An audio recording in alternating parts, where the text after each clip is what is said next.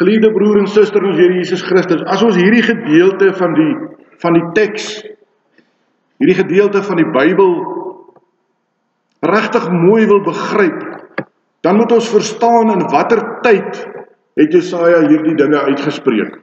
Nou as ons hier kyk na die Bybel, dan was die volk van die Here in ballingskap. Hulle het gehoor van hierdie naderende lig, maar hulle was in ballingskap. Ook die kerk van die Here, Israel, was in ballingskap. Vir die volk van God was dit 'n stuk donker nag. Dit was 'n nag van oordeel. Dit wat die ballingskap beteken het is, dit was die verbondstraf van God. Dit het hulle ook verdien, as gevolg van hulle aanhoudende verbondsbreuk. En nou het die duisternis al 70 jaar lank geduur. Het jy al jouself al een oomblik ingedink? In ons terme praat ons van 'n leeftyd, want dis nie eers almal wat 70 jaar oud word nie. 7 dekades lank was hulle in hierdie onbeskryflike donker nag vasgevang. En dan, skielik, staan 'n gesant van die Here voor hulle, en dis die profeet Jesaja. Sy boodskap moes soos hemelse musiek in hulle ore geklink het. Hy kom met hierdie belofte, en die Here kom nou in 2025 met hierdie belofte na u en na my toe. Hy sê, jou lig kom, en die heerlikheid van die Here gaan oor jou op. Nou my voorbereiding, toe sit en dink ek aan vakansietye as kind aan die Natalse kus. En oggende wat ek baie oggende vir my oorlede vader so kwaad was omdat hy ons so vroeg wakker maak. Maar dan sê hy kom sit net hier, kom kyk net as die son opkom. En wat 'n wonderlike gebeurtenis. En toe ek hierdie gedeelte voorberei, toe sien ek myself, my ma en my sussie sal onthou Peace Haven, baie van u ken dalk die woonstelblok daar in Scottsboro. Groot, die hele muur na die see se kant toe was vensters. Dan sit ons voor hierdie venster en wag, en as daai son opkom, is dit iets onbeskryfliks mooi. Die kleure wat gebeur, wat jy sien, dis iets wat 'n mens nie in woorde kan omskryf nie. En toe ek hierdie gedeelte sien en voorberei, toe sien ek hierdie sonsopkoms, waar die Here vir jou sê, jou lig kom, die heerlikheid van die Here gaan oor jou persoonlik op. Na 'n pikdonker nag breek die dag weer deur. Die duisternis van God se gerig, van God se oordeel verdwyn. Jesaja sê, jou lig kom.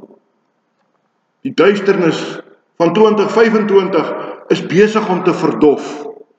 Die sleg, die lelik, die hartseer wat u en ek beleef het in 2025 is besig om te verdof. Die lig van die Here kom oor jou op. As 'n mens in die oorspronklike taal gaan kyk, dan is die Hebreëse woord wat hier gebruik word, jy vertaal dit direk, beteken dit eintlik dat die lig het al klaar gekom. So dit beteken, dis iets wat definitief gaan gebeur. Maar dan vra van u dalk vanoggend, maar wat is hierdie lig? En om hierdie vraag mooi te beantwoord, moet ons dalk net 'n oomblik stil staan by die Ou Testament, maar dan ook 'n gedeelte by die Nuwe Testament. En dit bevestig sommer vir ons, dat die twee testamente albei nodig is vir ons saligheid. Die Ou Testament sê daar in Jesaja hoofstuk 9 in vers 1, die volk wat in duisternis wandel, het 'n groot lig gesien. Die wat woon in die land van die doodskaduwee, oor hulle het 'n lig geskyn. En dan later in vers 5 lees ons, dan jubel die volk en hulle juig, want hulle sê in vers 5, want 'n kind is gebore, 'n seun is aan ons gegee, en die heerskappy is op sy skouers. En hy word genoem wonderbaar, raadsman, sterke God, ewige Vader, vredevors. Hierdie kind, Jesus Christus, is vir u en vir my die lig. Hy is die son wat die duisternis van God se oordeel laat opklaar het. En dit is wat die Ou Testament vir ons leer. Die lig is op pad. En dan kom ons by die Nuwe Testament en ek wil graag verwys na Lukas 2 vers 8 tot 20. Daar vertel die evangelieskrywer vir ons van 'n groep skaapwagters wat aan die omstreke van Bethlehem oor hulle skape wag gehou het. En dan skielik in die donker nag word die duisternis gebreek deur 'n helder lig. 'n Engel van die Here het aan hulle verskyn en die heerlikheid skyn skielik lig vir hulle lewens. Waar kom die lig vandaan? Uit die hemel. Die heerlikheid van die Here het hulle omring. Nie 'n lig op die aarde nie hulle eie prestasies of hulle goeie werke deurbreek die doodsnag van die sonde en die oordeel nie, maar 'n lig kom van bo af, van God af. Die verlossing, my broer en suster, is net God se werk. Ja, ek en jy moet 'n lewe van dankbaarheid lewe, maar hierdie werke van ons kan ons nie verlos nie. Verlossing is God se werk. Daarom kan die engele sing, ere aan God in die hoogste hemele. Dit is die eerste wat op daardie Kersdag gebeur.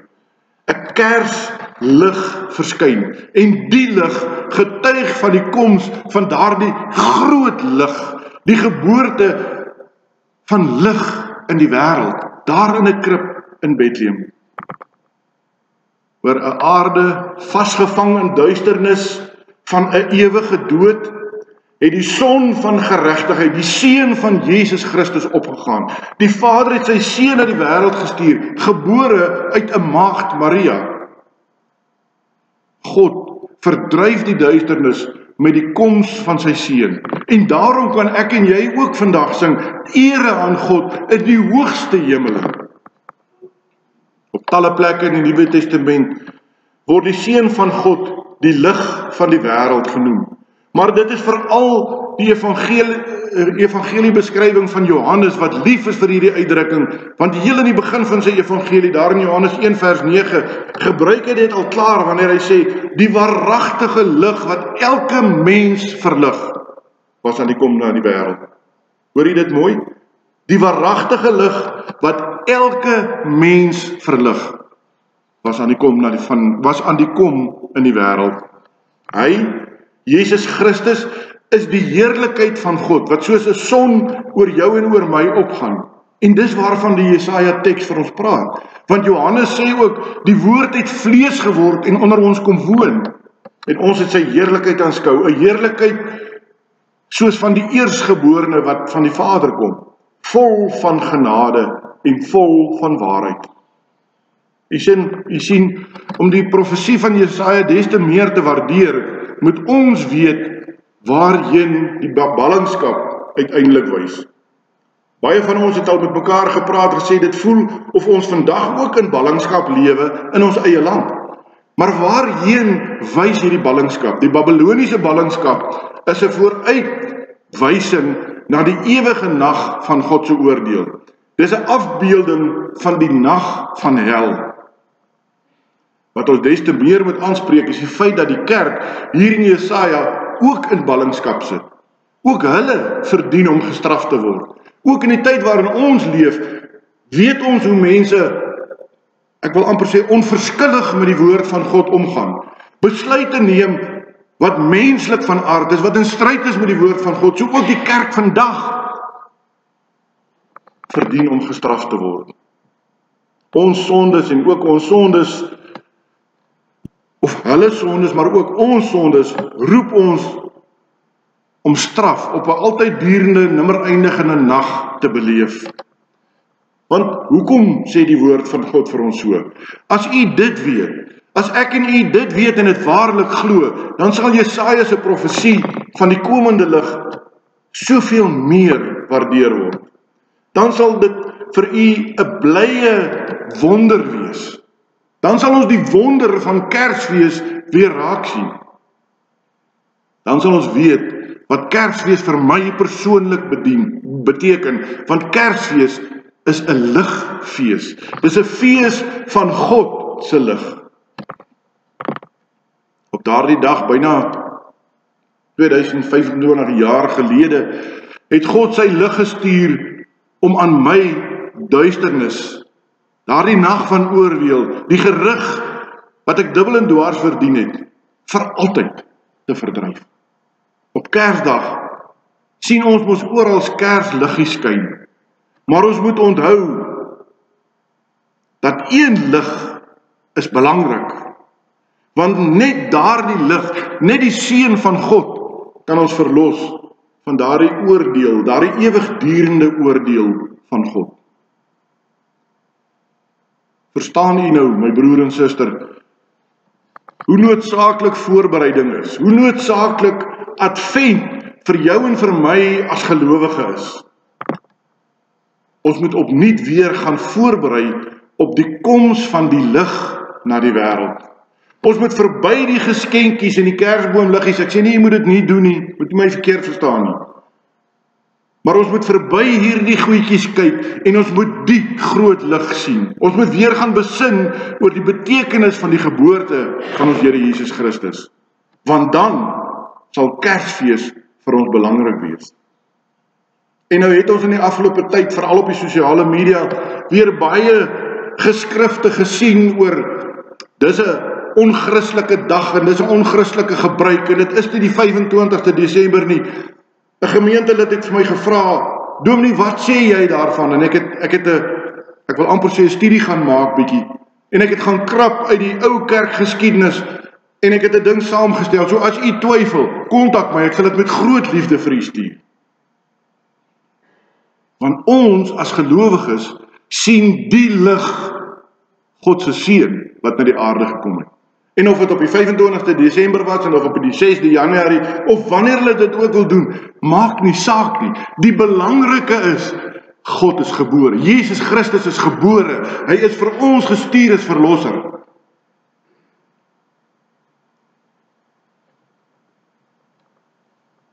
Maak vrede met God. Maak vrede met Kersfees. Want ons kyk verby die geskenkies, ons kyk verby die kersboomliggies en ons sien die lig wat gekom het na die wêreld. Amen. Kom ons bid saam. Here onse God, as ons vanoggend stil word, dan is dit met diepe dankbaarheid in ons harte. Here, dat u deur die woord so duidelik tot ons spreek, dat u vir ons 'n belofte gegee het van 'n lig wat sal opkom oor ons. En dat daardie lig u seun Jesus Christus is. Dankie dat u hom laat mens word het en op die aarde laat gebore word. Met een uitsluitlike doel, om vir my en elkeen hier se sondes aan 'n kruis te gaan hang. Here, dan kan ons nie anders as om u te loof en te prys vir die Kersfeestyd, ongeag die datum. Maar dankie dat u u seun gestuur het om mens te word onder ons. Here, dankie dat ons vanoggend vir elke gemeentelid kan bid.